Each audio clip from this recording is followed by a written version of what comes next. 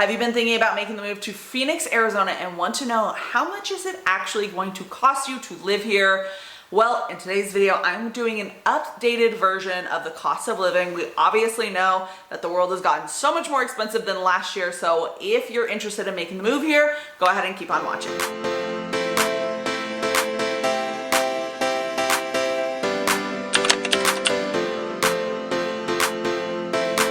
First thing that you really want to make sure that you're aware of is obviously utilities. Here in Arizona, it gets super hot. So we want to know how much are we going to spend on AC? That's like the most common question that I get. Really, that's like a very packed question answer, I guess. So it's all going to be dependent on your guys' size of home and the year of the home, how many AC units it has, all of the things, right? But I do want to give you guys some examples so you can get prepared. So for example, my personal property has solar. It's about a 1,500 square foot home. And I would say during the summertime, I'm spending right around 200-ish, maybe a little bit less. I like to keep it very cool. My home is older, it was built in 2000. So the, energy efficiency of it all is not as good as say like a new build. So that's kind of where I'm seeing those higher numbers. And then I also have solar. So I do have a solar payment outside of just like my regular utility bill as well. So that's one thing. At the 1,500 square foot home around, it was built in like 2000, right? So I also want to give you guys two other examples at different sizes. So say like 2013 home, these are my parents' homes because I just got off the phone with my mom, making sure I got some research for you guys so you guys can be prepared. Every single home, again, is going to be so different, but at least this gives you a little bit of an insight on how to prepare for these summer months, right? 2013 home, around 2,500 square feet. My mom was saying that she had her highest bill was like around 400-ish. So she said like a little bit higher than 400, but most of the months were like around 350. So I'm kind of meeting in the middle for that one. The other home that we had previously was 4,300 square feet, older, built in around 2000s. Definitely did not have great AC units, did not have more energy efficient windows, things along those lines. And she said her highest bill at that house was around $800 a month. And again, we keep our house cool. So I usually have my house, now that I have to pay for it myself, I keep it a little bit higher. But whenever I lived with my parents, I know that they keep their house at 73. I keep my house at 73 at night. I know some people that have solar and they don't have to pay any utilities. I know some people that have much lower utility bills than I do. It's all going to be super dependent again on you and your home and how energy efficient it is. And that's one of the main reasons why I love new homes. If you guys haven't seen any of my videos about new homes previously, I have tons and tons of videos on my channel just about moving to the Phoenix metro area in general, but also like the relocation process, buying a new build, what to expect for all that stuff. So if you haven't already subscribed, make sure you do that because I post the videos every Monday at 5. So like I said, make sure you subscribe to this channel so you guys can get all the new videos that I do, but also make sure you go back and watch the other videos that I'm talking about once you're done with this one so you guys can be super well prepared when making the move to Phoenix, Arizona. The next thing that I want to talk about is water, because obviously water is another really big one. When you live in the desert, you're going to have to spend a good amount of money on that as well. I would say super dependent on like whether you're going to be, in Goodyear, whether you're going to be in Avondale, whether you're in Surprise. All of these cities have their own different rates. And then also there's private water companies as well. So super dependent on the area, and also the size of the family, right? So I spend probably right around $80-ish a month on water. I love to take multiple showers a day. Call me crazy, I know. I'm not very aware of like the time restraints. I'm trying to get better at this because I'm trying to be like smart with my money. But like, running your dishwasher after 7 p.m., running your washing machine after 7 p.m., only watering your grass at certain times, right? Like I have a more desert landscape, so I have grass in my backyard, but I let it die for a while. So that's why I'm, undercutting the price. But I did ask my mom about hers as well, again, just to give you guys some different insights on what to expect. She has a pool, she lives in Goodyear, she has tons and tons of grass in the backyard and in the front, and she said she spends, and it's a 3-person household, she spends about $150 a month on the water. So those two things you definitely want to consider, and I'm going to go into a couple other costs that you want to consider too prior to making the move. A couple other smaller utility bills that I definitely want you guys to consider is, of course, gas. Some houses are gonna have 0 gas, some is only gonna have a little bit, some are gonna have, you know, their hot water heater and then also their maybe barbecue pit and their oven and all of those other things. Mine, I just have a gas hot water heater and it's around $50 a month, give or take. So hopefully that gives you a little bit of insight on that one. The other thing is landscaping. I want to mention all the random little things that may or may not be different depending on what state you're coming from, because obviously I haven't lived in those states. I would say most likely the landscaping fees in Arizona are going to be different than maybe like a lower, what is it called? A lower cost of living state. So landscaping here, I would say I pay about probably $100 just for the front, give or take. And then he does just like the landscaping. I have very simple landscaping, nothing too crazy, couple bushes in the front and a little bit of half dying grass in the back, and then he blows it out. But altogether, if I do front and back at the same time, he charges me about $120. I know my guy is like quote unquote affordable. I got tons and tons of other quotes. I did not realize how expensive landscaping was. But if you put turf in the backyard, you won't have to pay for that. If you don't have any bushes, it makes your life a lot easier. Or if you have a partner that's going to trim those up for you, that's totally awesome. I tried to do that myself and it just looked like a complete hack job. So I decided to give that away to somebody else. Another thing is spraying for bugs. I have tons of you guys reaching out to me all the time and with the funniest things like, are you gonna see a tarantula or something along those lines? And I just love it because obviously you guys aren't from here, so it's just funny to hear sometimes. But you do want to consider spraying for bugs. I personally don't spray for bugs. I never see bugs inside my home. Yeah, I've seen a couple little tiny bugs here and there, but nothing too concerning for me. You definitely want to budget that though if you guys do plan to spray for bugs. Some homes do have scorpions, some homes do have more bugs than others. Do I think that you guys need to go like and be scared for your life that there's going to be a tarantula or like a rattlesnake or something along those lines? Depending on where you live, but if you live in like Surprise, Goodyear, Avondale, kind of those major suburbs outside of Phoenix, you're probably not going to have those issues. It's really when you get up into like Anthem or Cave Creek or North Scottsdale, somewhere like closer to the mountain areas, or like a Stray Mountain Ranch here in the West Valley. Keep that in mind. Obviously, that might be a cost that you guys incur if you want to spray for bugs, and maybe just doing that twice a year. Again, I don't do it at all, so take everything that I'm saying with a grain of salt, but something to consider. The other cost is Wi-Fi. Wi-Fi is a really important one, and I think that these are going to be dependent on where you live as well, because not everybody has CenturyLink and Cox cable, I don't think. I personally have had CenturyLink and Cox cable. Those are like the popular internet providers here. I've had both of them. I prefer Cox cable. It's a little bit more expensive, but way less of a what is it called? When it like blacks out and you just drop service completely. The most annoying thing possible, especially when you run your entire life off of the internet. My boyfriend works from home, so we have to have good internet, and I also work from home majority of the time as well. So anyways, CenturyLink was like $65 a month, I believe, and I have Cox cable now. It's around $75 a month.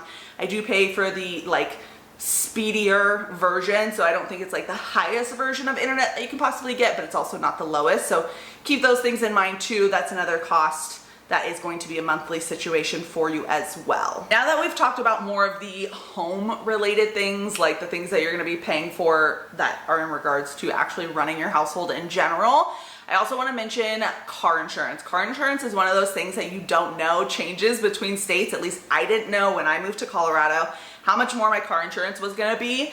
I just didn't even think about it, right? So definitely want to keep that in mind. I would highly suggest getting some quotes in advance. A couple examples for me, I have a Hyundai, which if you've known anything about Hyundais over the last like year and a half, apparently they're the easiest car to steal. So my insurance went up significantly, which seriously sucks so bad. But I still want you guys to kind of know, so you can be prepared. I pay $212 a month for a not paid off car, 2020 Hyundai Sonata. I know that affects the payment and things along those lines, and I've never been in an accident or anything that was my fault. So I have a pretty expensive car insurance payment, unfortunately, but that just has to do with the type of car that I have. I think most people are paying a little bit less. My mom has a Toyota Tundra, no accidents in her name. That is not paid off, and they're paying about $180, and these are all single car policies as well. Me and my boyfriend have had car policies together as well, and we were paying for his paid off car and mine combined. It was around $287-ish. So again, mine's a little bit more expensive. It's all going to be dependent on the type of car that you guys drive and if it's paid off or not, and all of the fun things that go into insurances that I am not smart about at all. So don't take my word for it necessarily, but highly suggest you guys start getting quotes for that before you make the move. I think I had to pay an extra $100 when I lived in Colorado, which is just like so insane. So maybe if you're moving from California to here, hopefully it'll be less. But if you're moving from a more affordable place to live, it might be more. So just plan for that in your budget. Also, I wanted to dive a little bit into kind of your normal everyday house goods that you're going to be needing to purchase. Gas, of course, one of the big ones, and is very dependent on what state you're living in, but also just like eggs, milk. So first things first, eggs, $3.79 for an 18-pack carton. That's not like anything fancy, guys. That's like the basic, you know, gray container from Fry's. If you don't have a Fry's where you live, it's like a Kroger product. So King Soopers in certain places. I'm not sure what they're called in other places, but that's one of the items. Let's check out some milk, basic milk, store brand, nothing too fancy. Again, just so you guys can kind of get an idea. I think these things do vary between state and state. 2% gallon of milk, $2.29. So those are kind of like some of the basic things, and obviously you guys can do more research on like your house goods. I don't know what you're buying on a weekly basis or a daily basis. I go to Costco for a big portion of my like large bulk items, which those are, if you live in the West Valley, you're gonna have one pretty much every corner of this little, you know, piece of heaven on the left-hand side in the West Valley. And then they also, of course, have them in the East Valley as well. So anyways, those are the two things that I think are common. So let me know in the comments down below. Is that kind of different between state and state? I have no idea. I don't think I've ever gone on vacation in a different state and bought a carton of milk and really thought twice about it. Especially right now for like the last year, inflation's so crazy. You never know what you're gonna be paying when you go to the grocery store. It's absolutely insane. But gas is another really big one. Some of my people in California are like, oh my gosh, no matter what the gas is, it's definitely gonna be better than what it is in California, which is true. Depending on the day, unfortunately, you're probably looking around like $4.20 for regular gas, and then obviously premium goes up from there, or like mid-grade goes up from there, depending on your gas station, all of the things. I don't think this is your guys' first time going to the gas station if you're watching this video, probably. So you know how it works, but of course, that can be quite expensive. Luckily, here in the Phoenix metro area, in my opinion, and if you guys have been here before, I would love to hear your opinions as well in the comments. But I feel like everything's just so much closer together, so you don't really spend that much time driving and wasting gas. And granted, I drive everywhere because that's part of my job. But whenever I lived in Colorado, I felt like all the stores were very separated, and to get anywhere, you pretty much had to drive 10 to 15 minutes. Here, at least where I live, you're probably driving, I mean, Chick-fil-A, Starbucks, all my favorite things, Chipotle, they're like 5 minutes away from me. And granted, depending on where you guys live, it could be more, but we are a very populated area with tons and tons of commercial space, with tons and tons of stores. So it's not like everything's super spread out, and we're very like, I don't know. Does that make sense? Again, you guys let me know in the comments below where you're from, if everything's close together, or do you have to drive a super far distance to get what you need. But point being is hopefully you won't have to spend too much in gas, and then hopefully you'll also have an energy efficient car. I I remember when I first started driving, I had a Chevy Avalanche and I literally got like 9 miles to the gallon. I had that car whenever I first started real estate as well, and I just knew that that was not going to work out when I was driving, you know, an hour and a half one way to the other. It was horrible, and plus it was like $120 for a gallon, or not a gallon, $120 for a tank of gas that lasted me maybe 5 days. So point being, obviously, take everything that I'm saying with a grain of salt. Depends on where you live, depends on how much you drive. Hopefully you guys work from home, because that would be cool. And if you do not work from home, make sure you plan out, you know, your time and how much money you're going to be spending on gas, because it could get expensive when you're spending a lot to drive, you know, an hour and a half to work, which hopefully no one's doing that, but even an hour to work, 45 minutes, those things do add up. I cannot not talk about home prices. Obviously, this is a cost of living video, so I want to talk a little bit about just a couple different cities. Obviously, if you guys, again, haven't seen my channel before, I have tons and tons of videos about all these different cities that I go into more detail about the different pricing and all of those things, but I just wanted to mention like 3 different places that you guys seem to be really interested in, so you can kind of get an average idea of what the pricing is going to be for a single family home. Again, super dependent on size, location, all of the fun things, but I want to mention Surprise. Surprise is one of your guys' absolute favorite places. Whenever I post a video about Surprise, it's like immediately blows up. I'm assuming it's because of affordability, and then also because it has everything that you need, so people love that. And there's tons of new homes and new development, but there's also older homes, there's homes with acreage, there's homes with everything in Surprise, so people really love it. But average price point in that area is going to be around $430, so keep that in mind. I would say like most homes are going to be above 400, and granted, you can find some at 350, like say in Buckeye, or some even in Surprise where it's going to be like 375, but that's not going to be like your average home. That's going to be a little bit older, maybe needs a little bit of remodeling, things along those lines.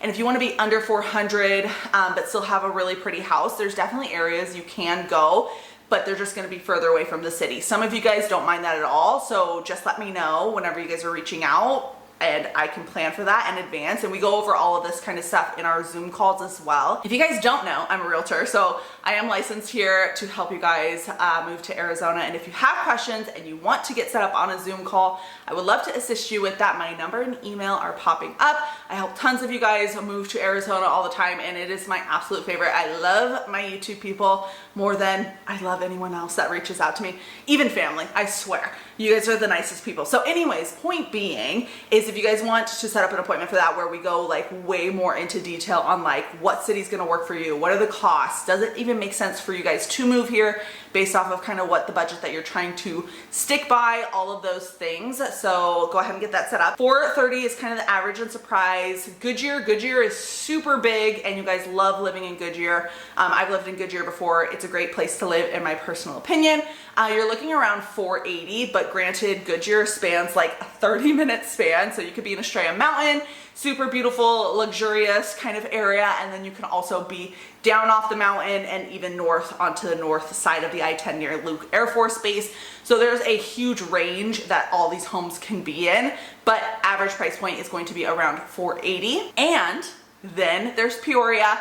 Peoria is an area that I just started posting videos about. I'm trying to get through, there's so many cities, guys.